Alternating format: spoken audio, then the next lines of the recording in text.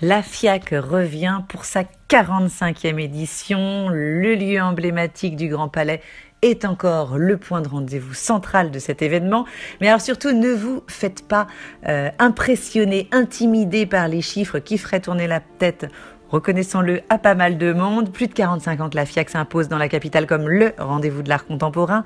Près de 200 galeries venues du monde entier, une trentaine de pays sont ici représentés. Des œuvres dont les prix atteignent des records, comme notamment cette année une sculpture de Miro qui se serait envolée pour 6 millions d'euros. Le seul hic, il faut le dire quand même, le reconnaître, c'est le prix d'entrée qui lui aussi s'est envolé de manière vertigineuse et atteint cette année 38 € pour quiconque a plus de 12 ans, 25 € pour les étudiants, 66 € avec une visite guidée. Voilà qui ne fait pas forcément de la FIAC le rendez-vous le plus populaire de l'art. Néanmoins, on y est allé pour vous décrypter les tendances. Alors, on est sur une édition de la FIAC, somme toute, assez calme, assez sage. On est assez loin des grandes années FIAC, extrêmement audacieuses, choquantes, bouleversantes même.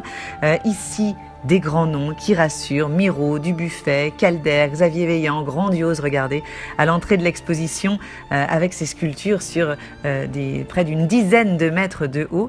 Coup de cœur aussi, et coup de projecteur d'ailleurs, pour Julio Leparc qui nous propose une très poétique installation de 7 céramiques blanches en biscuits de porcelaine, une œuvre totalement hypnotique qui dénote un petit peu avec le côté parfois criard d'autres œuvres. Ici, on est vraiment dans une alcôve d'esthétisme que nous offre cet illustre artiste et ça fait beaucoup de bien. Sur cette édition, des artistes se distinguent en osant davantage. Évidemment, on retient Katharina Gross avec son pain géant recouvert de peintures multicolores. Regardez ces tissus aussi enchevêtrés les uns avec les autres et elle fait sensation.